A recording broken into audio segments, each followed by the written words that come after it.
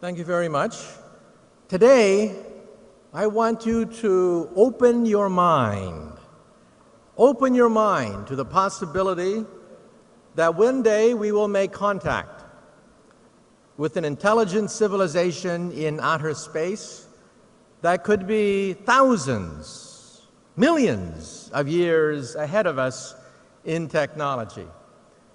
We are talking about satellites in orbit, the Kepler, the Corot, new efforts to identify Earth-like twins in outer space. We will have an existential shock looking at the night sky, realizing that here, there are twins of the Earth. This is my next book, Physics of the Future, where I talk about the year 2100. Let me make a prediction, and that is sometime by mid-century, we might make contact with an intelligent civilization in outer space. Now, why do I say this? Because even as we speak, the Kepler satellite, the Corot satellite are identifying hundreds of exoplanets in outer space, 500 identified so far. The first Earth-like twins are now being identified. Perhaps they have liquid oceans. Perhaps they have organic chemicals. Perhaps they have amino acids. Perhaps they may even have life. This is one of the goals of scientists looking for signs of life in outer space. But then the question is, if we find microbial life in space, that is not very interesting. But the SETI project has gotten an infusion of funds. They can now analyze 1,000 times more stars than before. And the SETI project wants to eavesdrop on intelligent conversations in space. I'm a physicist. When we physicists look for alien civilizations, we don't look for little green men. We look for energy consumption. We look for type 1, type 2, and type 3 civilizations. A type 1 civilization has the power of an entire planet. They control the weather. They mine the oceans. They control volcanoes. They control earthquakes. Buck Rogers, Flash Gordon would be an example of a type 1 civilization, a planetary civilization in space. A type 2 civilization in space controls the output of a star. They play with stars. They are immortal. Nothing known to science can destroy a type 2 civilization. Ice ages can be modified. Meteors, comets can be deflected. Even the death of their sun is not a problem. They can either move their planet, reignite their star, or simply find a new star in space. This is a type 2 civilization. A typical example of a type 2 civilization comes from science fiction. The Federation of Planets, Star Trek, would be based on a typical type 2 civilization. And then we have type 3. A type 3 civilization is galactic. They control the energy output of an entire star. For me, this is very interesting because a type 3 civilization would be able to control the Planck energy.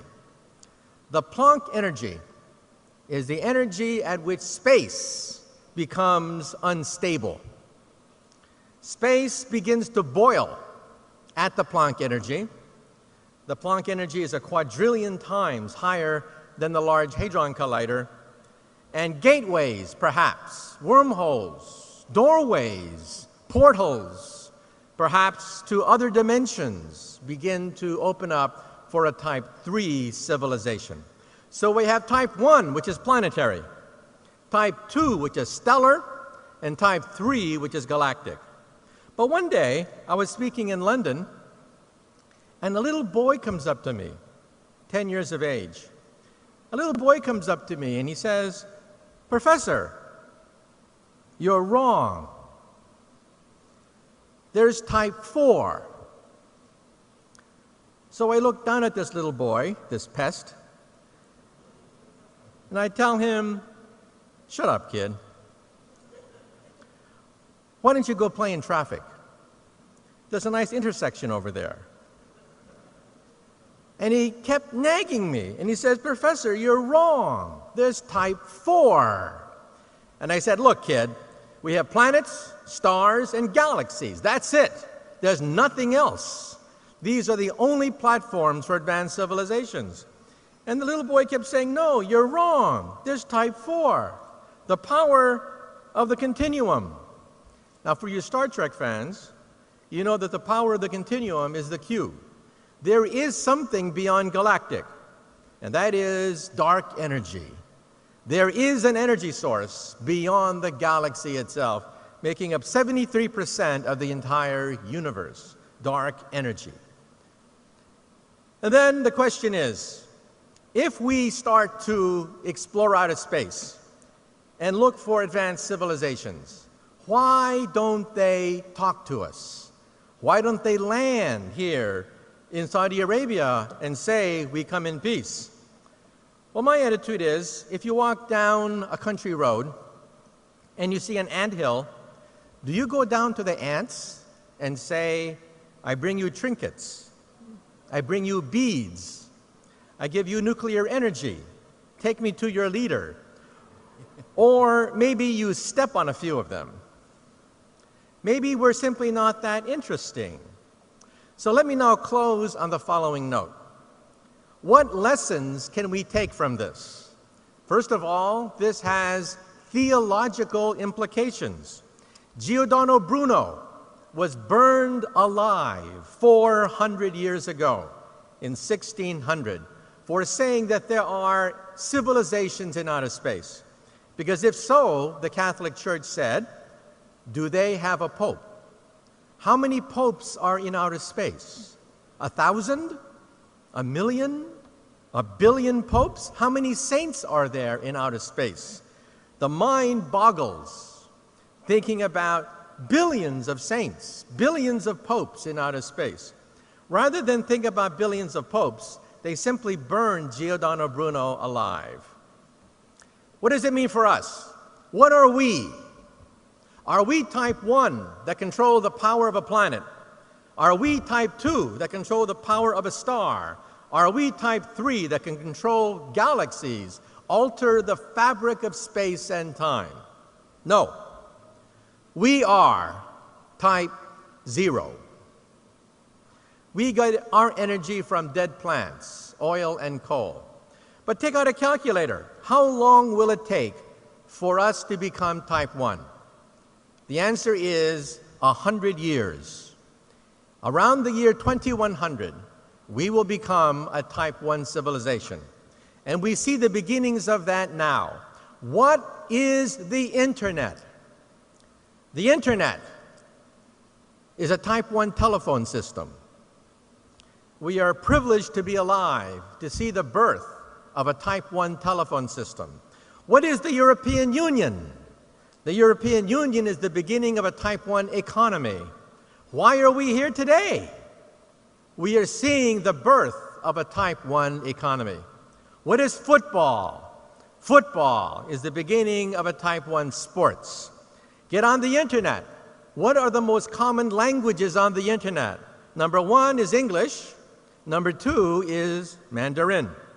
We are beginning to see the beginnings of a type 1 language. What is rock and roll? The beginning of a type 1 youth culture. What is Chanel and Gucci? The beginning of a type 1 high fashion.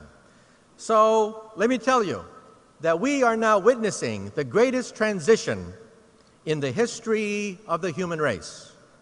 Transition from type 0 to type 1. The generation now alive is privileged to see the birth pangs of the birth of a new civilization, Type 1, planetary, planetary energy, planetary economy, planetary environment. And so in conclusion now, let me wrap up. I'd like to dedicate my comments to Giordano Bruno, who 400 years ago said there are planets in outer space. Every week,